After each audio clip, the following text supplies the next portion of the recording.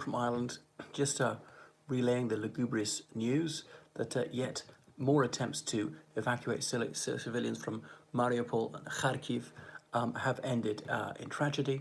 So this is the second day this happened, that the Russian military agreed a ceasefire to let civilians be evacuated, and then when they're out on the street, open fire on them again.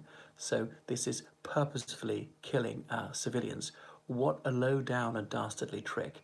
Of all the cruel and ignoble things to do, to, under promise of truce, get civilians out of cover so you could kill them, worthy only of Vladimir Putin, a man whose name is now synonymous with insensate savagery.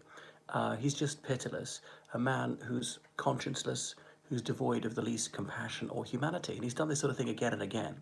So he's using the book of tactics that he deployed in Chechnya against his own citizens in Syria and so on. He's not someone noted for, I suppose, his subtlety or finesse.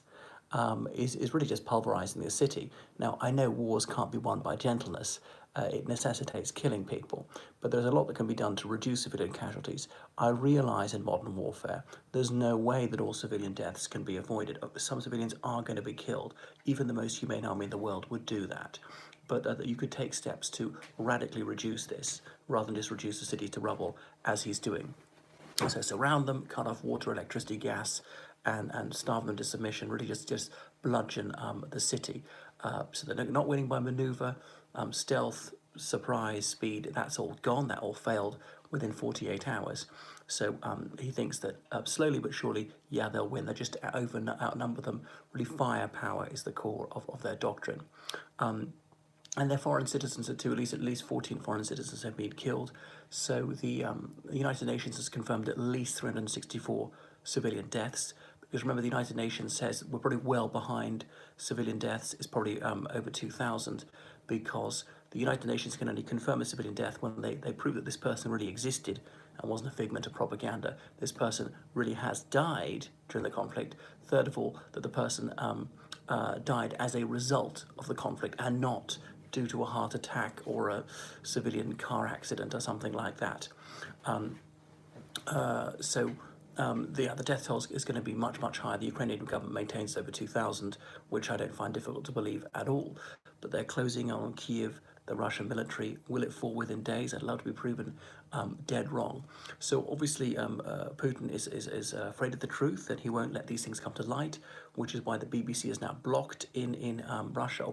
Not only the BBC journalists have stopped operating there because they could get 15 years in prison for telling the truth, for simply like calling a war a war.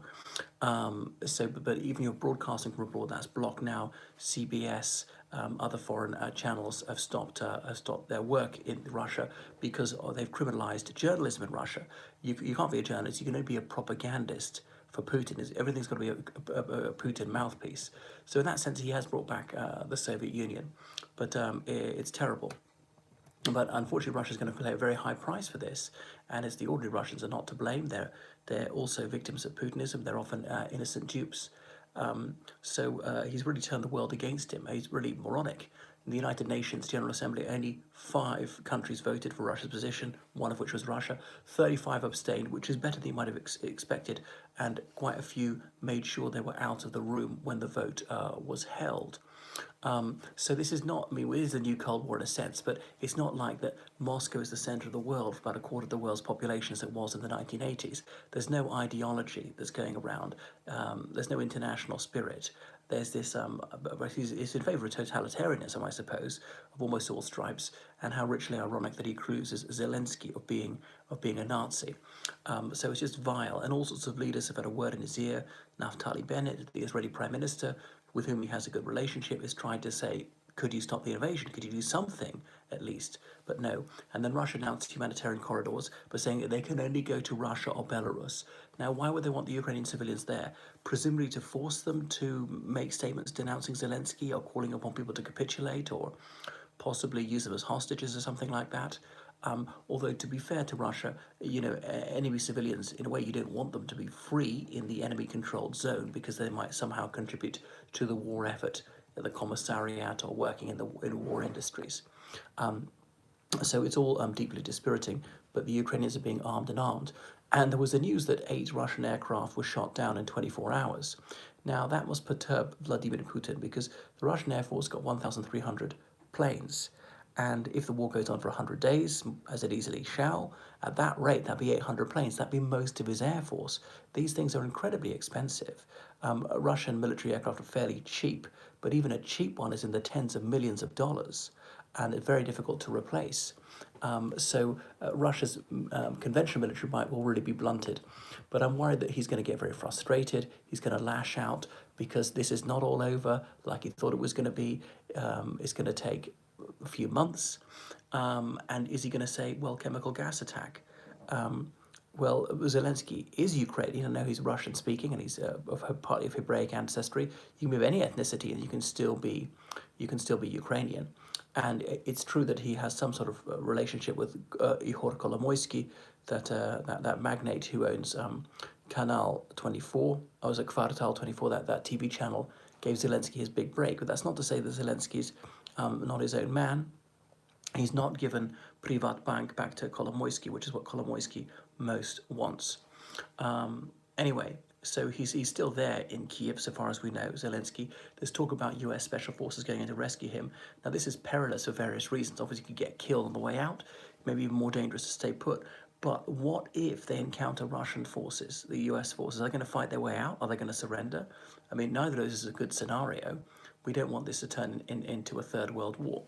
But the Ukrainians may well be armed to the teeth. And one thing about these Stingers that bring down planes is this Stinger missile launcher costs a bit over $100,000 and could be destroying a plane which costs something like $50 million. So you see how costly it is. It's far, far cheaper to say to provide javelins, these anti-tank guns, than it is to provide, than to actually build the tank. So it's going badly for Russia. What is he thinking? They cost them hundreds of billions of dollars already. And the ruble is something like 130 to the dollar. It was about 60 to the dollar a fortnight ago. And it's going to get worse. And they've hiked their interest rates to 20% to try and keep inflation down. Even if you keep inflation down, there are serious downsides to having interest rates just so incredibly high. So the sanctions, they're already hurting a bit, but they're going to bite severely. But I don't think the Putin regime is under very serious threat because, look, severe sanctions were survived by North Korea to this day for decades. Trouble is, North Koreans had lived in penury for always. Saddam Hussein, his regime lasted 12 years of serious sanctions, only overthrown by military force. But the trouble is, the Russians had a fairly high living standard, and that's gone now, and he can no longer provide that. And, the Soviet Union ended 31 years ago. People under that age, they're not as anti-Western as the middle-aged people, and certainly not as anti-Western as elderly people. And I think it's going to be difficult for state propaganda to drum up anti-Western bigotry. So, there's really no end in sight. He doesn't see how he can back down. Anyway, that's it. So thank you so much for watching my channel. People in other countries are getting worried. You in Central Asia, what about Kazakhstan? Are they going to be invaded? Kazakhstan abstained on these UN votes because there's some Russians in northern Kazakhstan and some Russian ultranationalist politicians say they should grab that. Georgia, are they going to be invaded? Azerbaijan? Will some of these countries, would Azerbaijan try and join NATO? Would they be safer that way? Do it now before Russia can attack them.